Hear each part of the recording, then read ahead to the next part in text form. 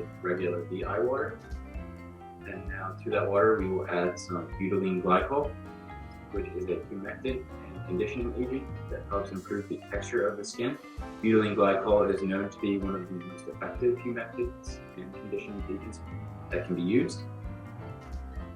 Next, we will add a small amount of glycerin, which is very similar to the butylene glycol in terms of its function. It is also a humectant and conditioning agent, but it is not as effective as butylene glycol is. The next step will be to add some PNC 400 to this formula.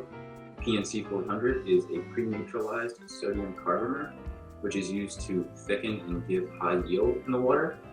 So we will allow this to wet for about half an hour and then continue mixing.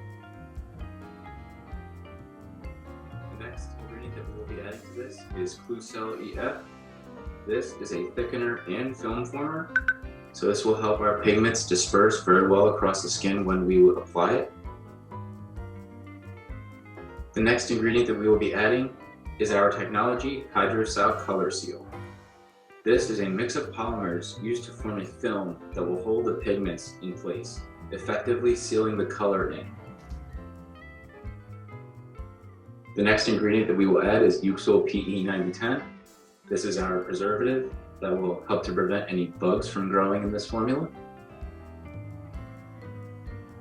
And now we will add our pigments to the formula, the first of which is a 40% red iron oxide dispersion in Zemea.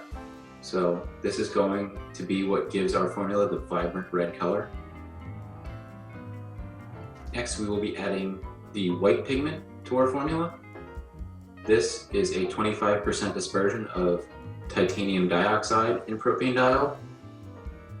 And once this has been allowed to mix and become uniform, and by uniform I mean no pigments are floating or can be seen in the formula, then it is done.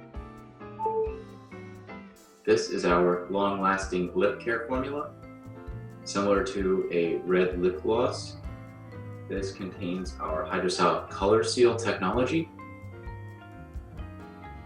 As you can see, it is very liquidy while in this container, but when it is applied, it dries quite quickly.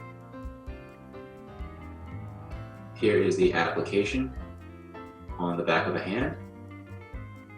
Just some light strokes, and just make sure that you have an even application, and now allow it to dry.